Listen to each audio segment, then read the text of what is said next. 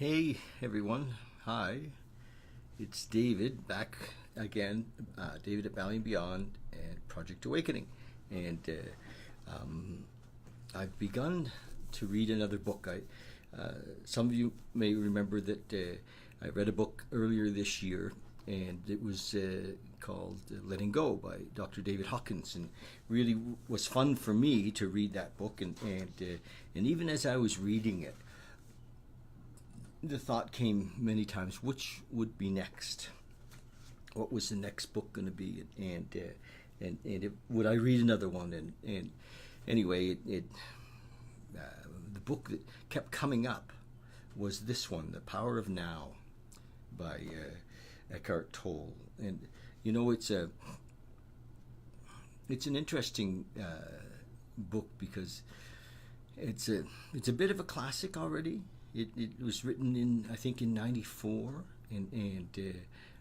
so we're looking at 25 years ago, and millions and millions and millions of people have read this book and benefited from this book, and Eckhart Tolle has made a huge difference on the planet, and he wrote a very simple book about the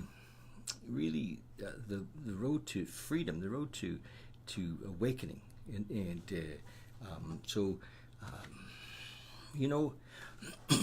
I guess the question is, why would I do this? Why would I read something like this? And what has come to me over the years is that all the personal development courses on the planet may not give us what we're looking for. If what we're looking for is peace of mind, if what we're looking for is the contentment, if we're looking for unconditional love for ourselves and others, then what Eckhart Tolle has written about and what Dr. David Hawkins has written about is really helps us to get past our conditioning, past our belief systems, past our ideas of what life is about. And it's very subtle, the whole story that we've told ourselves, or the story we've been told about who we are, and what's right and what's wrong and what's good and what's bad, and all of that stuff that we've judged ourselves with and judged others with. And if we're going to have, be contented, if we're going to live in acceptance, and we need to maybe see where it is that we're stuck in our judgment, in our fear, in our guilt, in our shame. And this book, The Power of Now, helps us with that. So it would seem that no amount of bank account, or no amount of fast car, or no amount of relationship can fill that spot inside of us, that connection that we need to have with ourselves, with our larger self, with our higher power, or God as we understand Him, or universal intelligence. And Eckhart recognized that the only place we could have that connection was in the now. All power is in the moment only, and never in the past and never in the future. It seems pretty simple, doesn't it?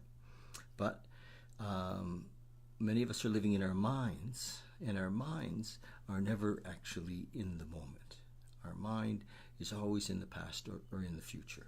So this is what he wrote, and I'm going to go on here, and I think I got down to right about there last time. So a lot of how he did this, hi Jennifer, a lot of how he did this was with questions and answers. And then here we go. We're on page 27, and if you have one of these books, follow along. And if you don't have one, you could maybe order one from us, and we have a link. I think you might have to go to my website to find the link. I haven't really linked them yet to this, to Facebook yet, but maybe I will do that, though. For sure I will do that. Okay, page 27. An emotion, he says, usually represents an amplified or energized thought pattern. And because of its often overpowering energetic charge, it is not easy initially to stay present enough to be able to watch it. So he's talking about being present enough to watch our emotions. We get caught up in them. It wants to take you over. It usually succeeds unless there is enough presence in you. If you are pulled into unconscious identification with the emotion through lack of presence, which is normal, the emotion temporarily becomes you. Often, a vicious cycle builds up between your thinking and the emotion. They feed each other. The thought pattern creates a magnified reflection of itself in the form of an emotion. And the vibrational frequency of the emotion keeps feeding the original thought pattern. By dwelling mentally on the situation, event, or person that is the perceived cause of the emotion, the thought feeds energy to the emotion, which in turn energizes the thought pattern, and so on. Emotions, eh?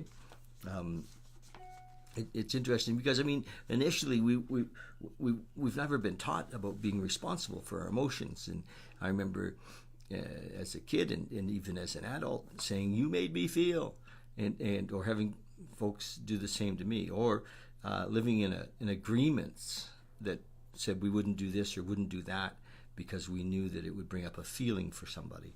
So we had emotional agreements, and because we didn't want to feel, and we certainly didn't want to make you feel, and it was nice to be free of that. Basically, he says, all emotions are modifications of one primordial undifferentiated emotion that has its origin in the loss of awareness of who you are beyond name and form. Wow. Because of its undifferentiated nature, it is hard to find a name that precisely describes this emotion. Fear comes close, but apart from a continuous sense of threat, it also includes a deep sense of abandonment and incompleteness. It may be best to use a term that is undifferentiated as that basic emotion and simply call it pain. Emotional pain. One of the main tasks of the mind is to fight or remove that emotional pain, which is one of the reasons for its insistent activity. But all it can ever achieve is to cover up temporarily. In fact, the harder the mind struggles to get rid of the pain, the emotional pain, the greater the pain. The mind can never find the solution, nor can it afford to allow you to find the solution, because it is itself an intrinsic part of the problem. Wow. Imagine that. The mind is part of the problem. Imagine a chief of police trying to find an arsonist when the arsonist is the chief of police. You will not be free of that pain until you cease to derive your sense of self from identification with the mind, which is to say from ego. The mind is then toppled from its place of power and being reveals itself as the true nature. Yes, I know what you're going to ask, he says. I was going to ask, what about positive emotions such as love and joy? He says they are inseparable from your natural state of interconnectedness with being. Glimpses of love and joy, or brief moments of deep peace, are possible whenever a gap occurs in the stream of thought. For most people, such gaps happen rarely and only accidentally, in moments when the mind is rendered speechless, sometimes triggered by great beauty, extreme physical exertion, or even great danger. Suddenly there's an inner stillness, And within that stillness there is a subtle but intense joy. There is love, there is peace. Usually, such moments are short-lived, as the mind quickly resumes its noise-making activity that we call thinking.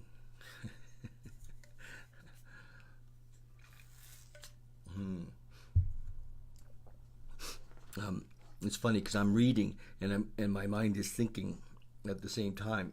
It's what I'm trying to do is to actually be in the reading, to be 100% in the reading, and to so just to share with you that's what comes up, is that I'm thinking about what I'm reading, and which doesn't really allow me to be in what I'm reading. So that's my I think my highest possibility, though, is to be in the reading as I read it with you, and not be thinking about the reading. Usually such moments are short-lived, as the mind quickly resumes its noise-making activity we call thinking. Love, joy, and peace cannot flourish until you have freed yourself from mind dominance. But they are not what I would call emotions. Really. They lie beyond the emotions on a much deeper level. So you need to become fully conscious of your emotions and be able to feel them before you can feel that which lies beyond them. Emotion literally means disturbance. The word comes from the Latin emovi, meaning to disturb. Really. Love, joy, and peace are deep states of being, or rather 3 aspects of the state of interconnectedness with being. As such, they have no opposite. This is because they arise from beyond the mind. Emotions, on the other hand, being part of the dualistic mind, are subjected to the law of opposites. This simply means that you cannot have a good without a bad. So, in the unenlightened mind-identified condition, what is sometimes wrongly called joy is usually short-lived pleasure,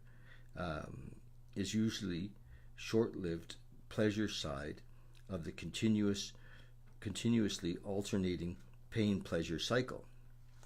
Pleasure is always derived from something outside you, whereas joy arises from within. The very thing that gives you pleasure today will give you pain tomorrow, or it will leave you, so its absence will give you pain. What is often referred to as love may be pleasurable and exciting for a while, but it is an addictive clinging, an extremely needy condition that can turn into an opposite at the flick of a switch. Many love relationships, after the initial euphoria that has passed, actually oscillate between love and hate, attraction and attack. Wow. Real love doesn't make you suffer. How could it? It doesn't suddenly turn into hate, nor does real joy turn into pain. As I said, even before you are enlightened, before you have freed yourself from the mind, you may get glimpses of true joy or true love, or of a deep inner peace, still but vibrating alive. Inner peace, still but vibrating alive. These are aspects of the true nature of your true nature, which is usually obscured by the mind.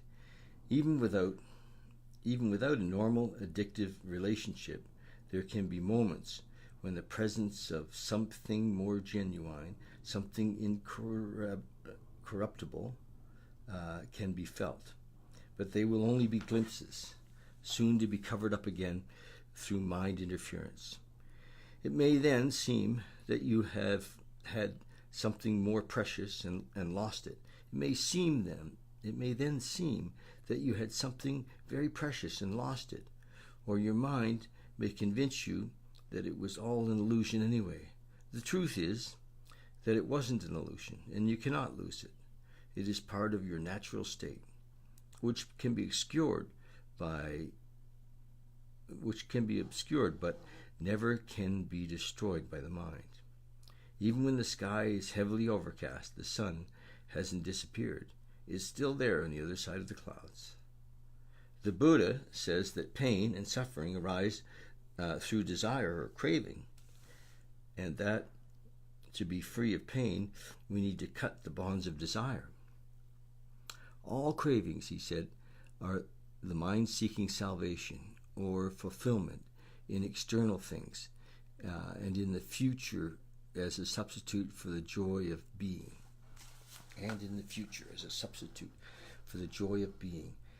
As long as I am my mind, I am those cravings, those needs, those wants and attachments and aversions. And apart from them, there is no I, except as a mere possibility, an unfulfilled potential, a seed that is not yet sprouted. In that state, even my desire to become free or enlightened is just another craving for fulfillment or completion in the future. So don't seek to become free of desire or achievement or achieve enlightenment, because become present. Be there as the observer of the mind. Instead of quoting the Buddha, be the Buddha. Be the awakened one, which is what the word Buddha means. Humans have been in the grip of pain for eons, ever since they fell from the state of grace and entered the realm of time and mind and lost awareness of being. At that point, they started to perceive themselves as meaningless fragments in an alien universe, unconnected to the source and to each other. Disconnected. We strive for connection. Pain is inevitable as long as you are identified with your mind, which is to say, as long as you are unconscious, spiritually speaking. I'm talking here primarily of emotional pain, which is also the main cause of physical pain and physical disease. Resentment, hatred, self-pity, guilt, anger, depression, and jealousy, and so on. Even the slightest irritation of any form of,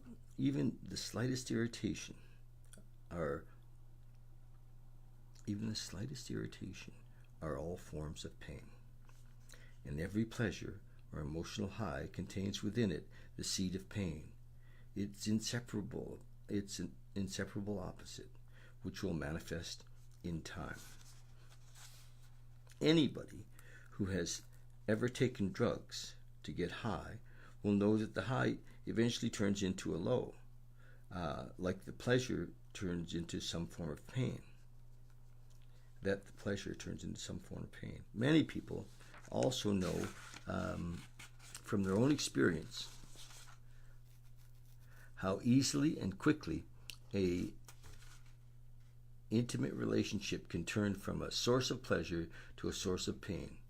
Seen from the higher perspective, both the negative and the positive polarities are faces of the same coin.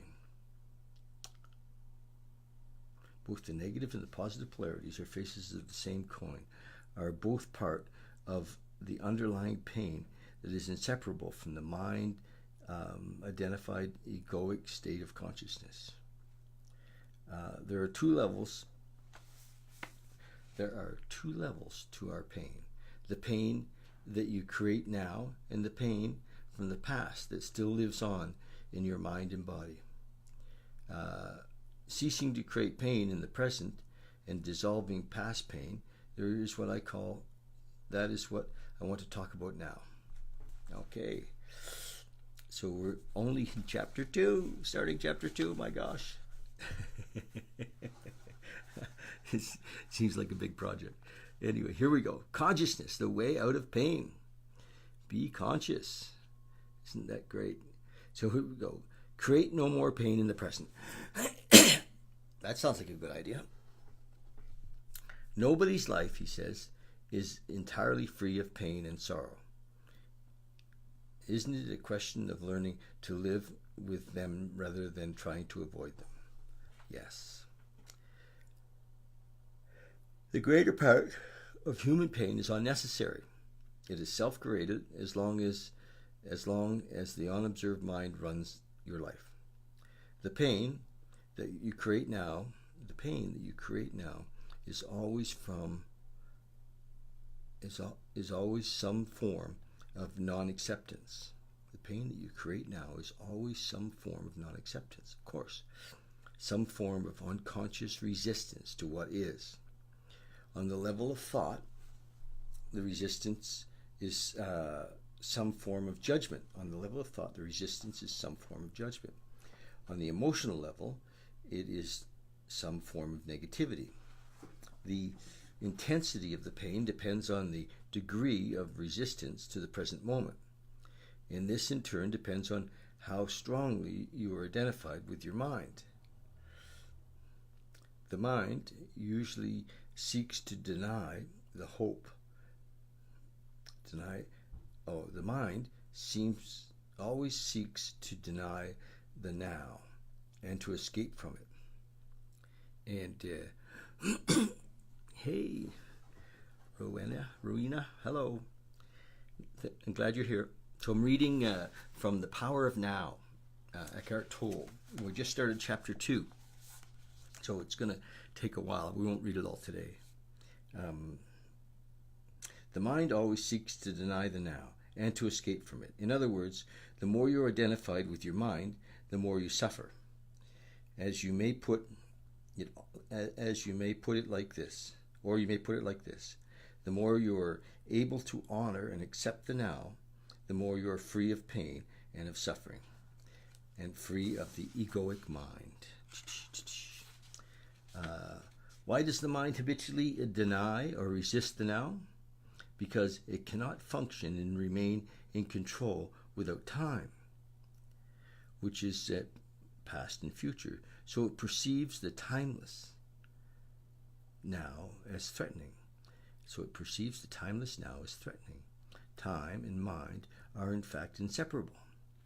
Imagine the earth devoid of human life, inhabited only by plants and animals.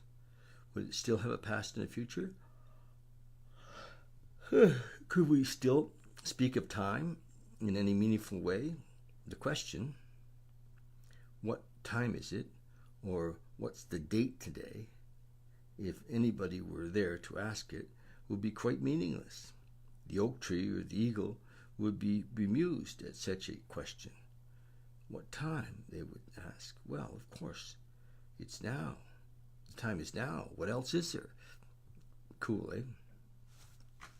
Yes, we need the mind as well as time to function in this world.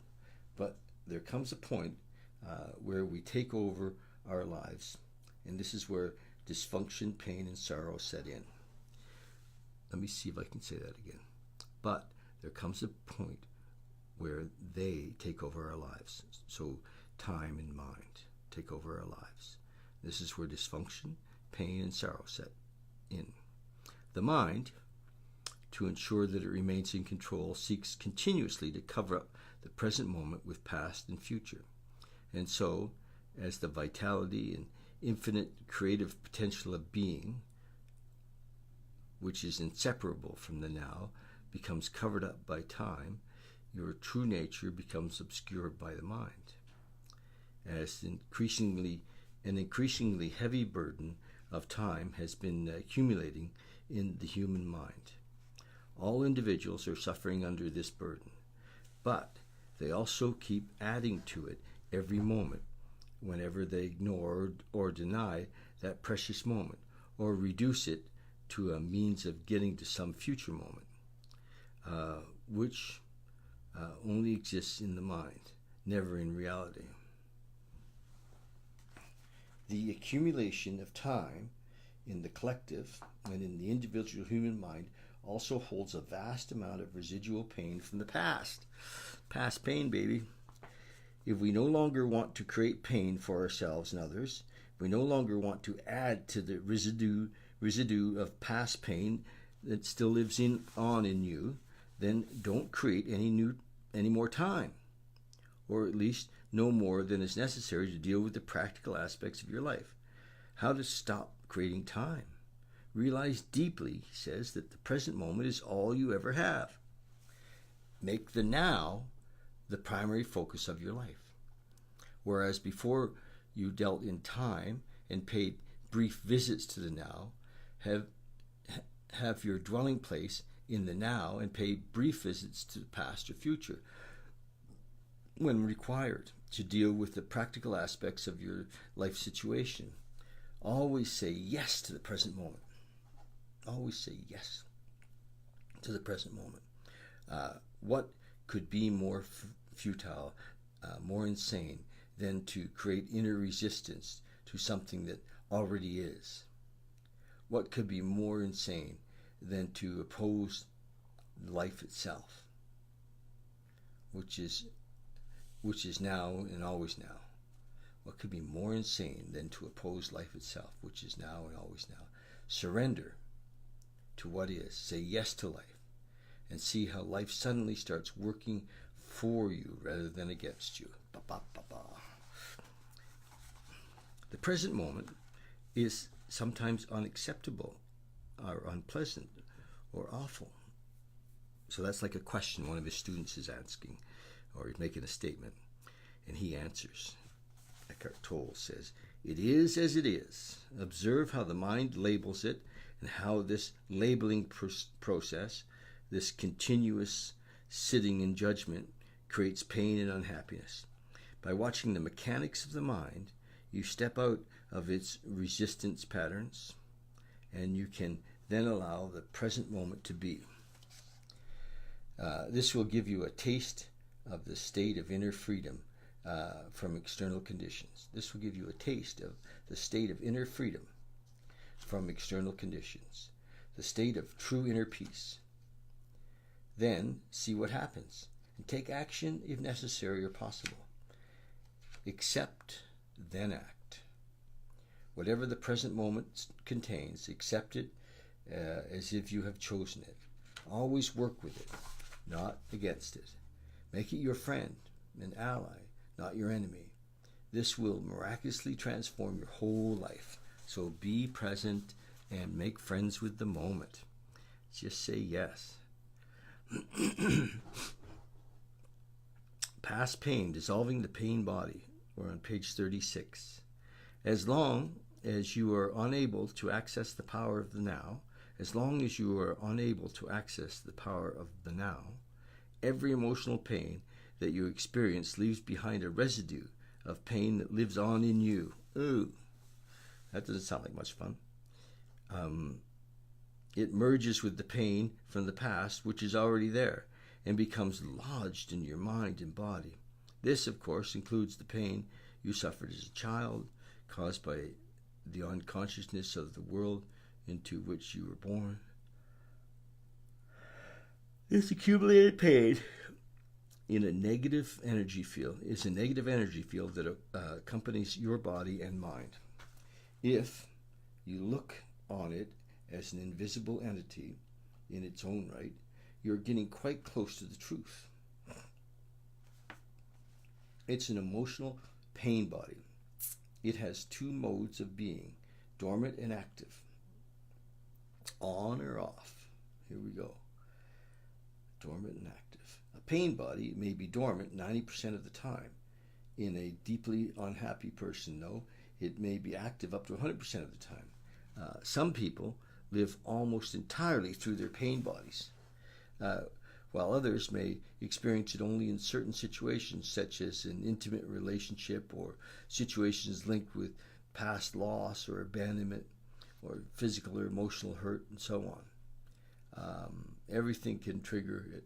Anything can trigger it, particularly if it resonates with a pain pattern from your past. When it is ready to awaken from its dormant stage, even a thought or an innocent remark made by someone close to you can reactivate it or activate it. Some pain bodies are obnoxious but relatively harmless. for example, like a child who won't stop whining. Others are vicious and destructive monsters, true demons. Some are physically violent. Many more are emotionally violent. Some will attack people around you or close to you, while others may attack you and their host.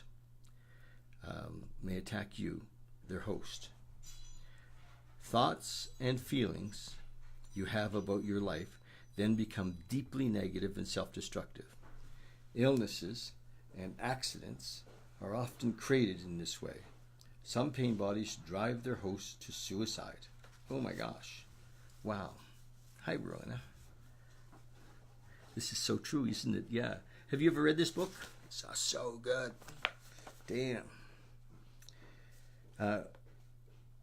When you thought you knew a person and then you are suddenly confronted with this alien, nasty creature for the first time, you are in for quite a shock. However, it's more important to observe it in yourself than in someone else.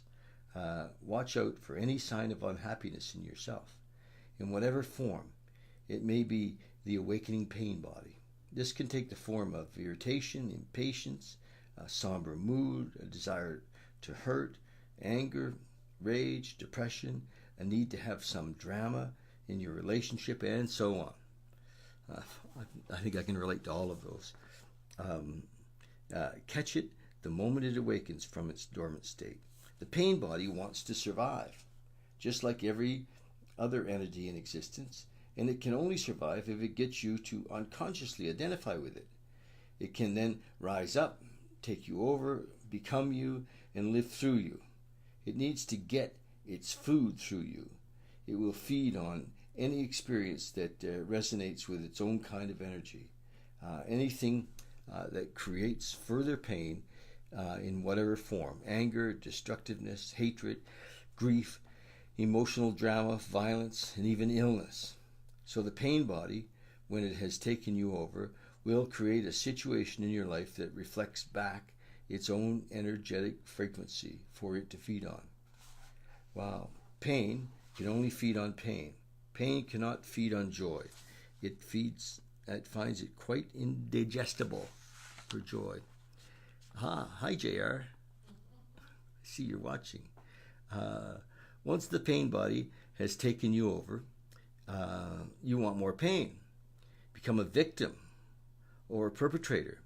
You want to inflict pain, or you want to suffer pain, or both. There isn't really much difference between the two, victim or perpetrator. Wow. You are not conscious of this, of course, and will vehemently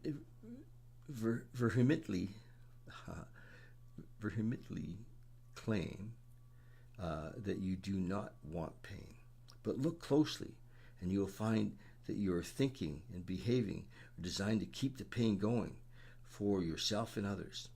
If you were truly conscious of it, the pattern would dissolve. For to want more pain is insanity, and nobody is consciously insane. All right. The pain body, which is the dark shadow cast by the ego, is actually afraid of the light of your consciousness. It is afraid of being found out. Its survival depends on your unconscious identification with it, as well as your unconscious fear of facing the pain that lives in you. But if you don't face it, if you don't bring the light of your consciousness into the pain, you will be forced to relive it again and again. Oh my God. The pain body may seem to you like a dangerous monster that you cannot bear to look at, but I assure you that it is an unsubstantial phantom. An insubstantial phantom that cannot prevail against the power of your presence. Nice. Nice. Some spiritual teachings state that all pain is ultimately an illusion. And this is true. The question is it true for you? A mere belief doesn't make it true. Do you want to experience pain for the rest of your life and keep saying that it is an illusion? Does that free you from the pain? What are you concerned with here? What you are concerned with here is how you can realize this truth. That is, make it real in your own experience. So the pain body doesn't want you to observe it directly and see it for what it is. The moment you observe it, feel its energy field within you, and take your attention into it, the identification is broken. The higher dimension of consciousness has come in. I call it presence. You are now the witness or the watcher of the pain body. This means that it cannot use you anymore by pretending to be you, and it can no longer replenish itself through you. You have found that your own innermost strength. You have found your own innermost strength. You have accessed the power of now. Wow. Love it. What happens to the pain body when we become conscious enough to break our identification with it? Nice. Hi, Bianca. Thanks for joining us, love. We're reading The Power of Now. I'm in chapter 2 only, on page 39. And it's a question one of his students asks: what happens to the pain body when we become conscious enough to break our identification with it? Unconsciousness, he says, creates it. Consciousness transmute it into itself. St. Paul expressed this universal principle beautifully. Everything is shown up. Everything is shown up by being exposed to the light. And whatever is exposed to the light itself becomes light. Wow. Just as you cannot fight the darkness, you cannot fight the pain body. Trying to do so would create inner conflict, thus further pain. Watching it is enough. Watching it implies accepting it as part of what is at that moment.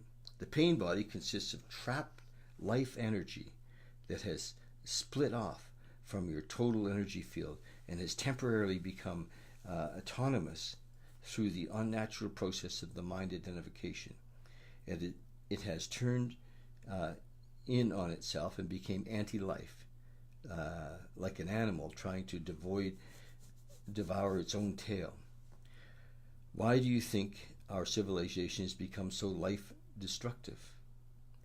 But even the life-destructive force are still life energies. Why do you think our civilization has become so life-destructive? But even the life-destructive force are still life energy. When we start to disidentify and become the watcher, the pain body will continue to operate for a while and will try to trick you into identifying with it again. Although you are no longer energizing it through your own identification, it has certain momentum, just like a spinning wheel that will keep turning for a while, even when it is no longer being propelled. At this stage, you may also create physical aches and pain in different parts of the body, but they won't last. Stay present. Stay conscious. Be the ever-alert guardian of your inner space. You need to be present enough to be able to watch the pain body directly and feel its energy. And then, it then cannot control your thinking. The moment your thinking is aligned with the energy field of your pain body, the moment your thinking is aligned with the energy field of the pain body, you are identified with it and again feeding it with your thoughts. For example, if anger is a predominant energy vibration of the pain body, and we think angry thoughts, dwelling on what someone did to you or what you're going to do to him or her, then you have become unconscious, and your pain body has become you. Where there is anger, there was always pain underneath. Or when a dark mood comes upon you and you start getting into a negative mind pattern and thinking how dreadful your life is, your thinking has become aligned with the pain body. And you have become unconscious and vulnerable to the pain body's attack. Unconscious, the way that I use the word here, means to be identified with some mental or emotional pattern It implies a complete absence of the watcher. We need the watcher. Hi, Bianca. Welcome. First time here. That's great. So I'm reading the book, Power of Now, and I'm going to try to read it every day till we get through it here. And it's just as much for myself as for you guys. I'm getting quite a bit from the reading, and I really enjoy being really present in the reading for you and for me. So it's pretty cool. Sustained conscious attention severs the link between the pain body and your thought process and brings about the process of transmutation. I love it. It is as if the pain becomes fuel for the flame of your consciousness, which then burns more brightly as a result. This is the esoteric meaning of the ancient art of alchemy, the transmutation of base metal into gold, or suffering into consciousness.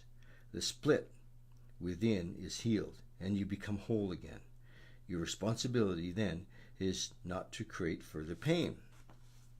Let me summarize the process. Focus attention on the feeling inside you. Know that it is the pain body. Accept that it is there. Don't think about it. Don't let the feeling turn into thinking. Don't judge or analyze. Don't make any identity for yourself out of it. Hey, Kim, thanks for dropping in.